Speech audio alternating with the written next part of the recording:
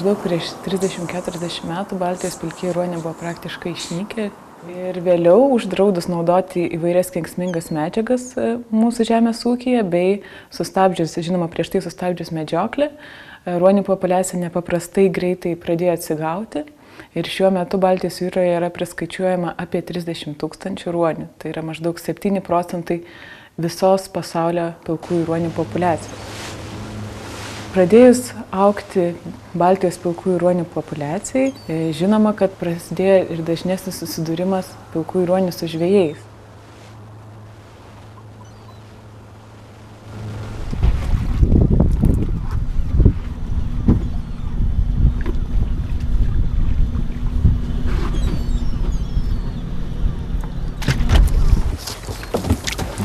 Skylutės, va. Grinai, va, išplėšta yra. Вот, нера не дрiko nieko, su visą žuvį. Kapsulės, va. Driko nėra, matai. Va, grinai iškasta, va, skylė. Jeigu būtų sudraskytas, ane, tai va, sudėję viską į krūvą ir būtų. O čia grinai skylė išplėšta.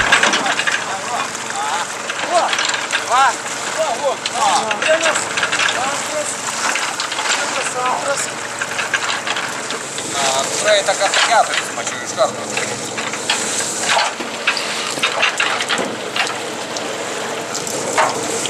Nematomės, kiek suviesta yra.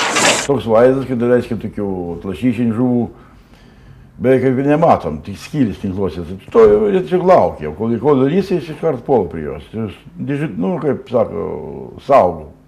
Jis išgirsta, kažkas tai vyksta ir eina prie iš karto tinklų. Matom net tiesiog.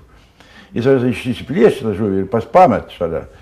Net matos pagal žuvėdras, kad tupi toje vietoje, jis ją pradrėskė, kai nužudo, ir riebalai kyla į viršų. Nu, šiandien mažai jų, taip tai būna. Kepenys kažkaip. Visame pasaulyje, kur gyvena pilkieji ruoniai, tai yra tiek šiaurės vakarų Atlantė, tiek šiaurės rytų Atlantė, taip pat ir Baltijos jūroje yra susidūrimas ta pačia problema. Tai yra konfliktų tarp priekrantės žvejų bei pilkųjų ruonių.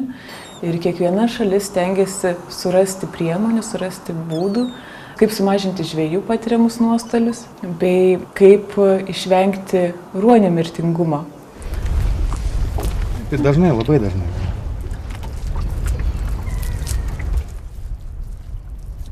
Lašišiniai menkės, būna, kai starkius griebė ir išdrauskit karšius, uotus, darėskit pavasarį puolus.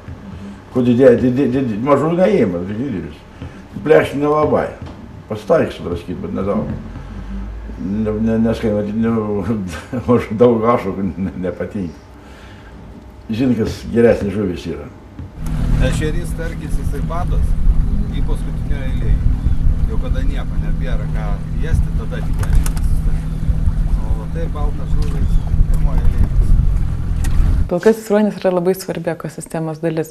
Daugeliu atveju jis yra viršutinis plėšrūnas. Jisai būtent reguliuoja ir palaiko balansą visos ekosistemos. Kadangi jis yra aukščiausia mitybinės grandinės dalis, tai reiškia, kad jo organizme susikaupta didžiausias kiekis teršalų, kurių jis gauna maitindamasi žuvimi. Kokia yra pilkojo ruonio būklė, galima vertinti visą Baltijos jūros ekosistemos būklę.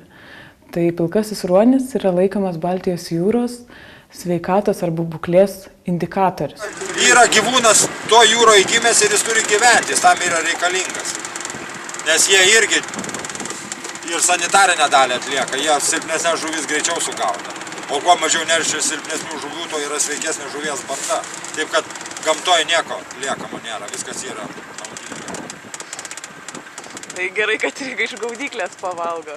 Nu, tai jau kiek mes galim jiems padedam.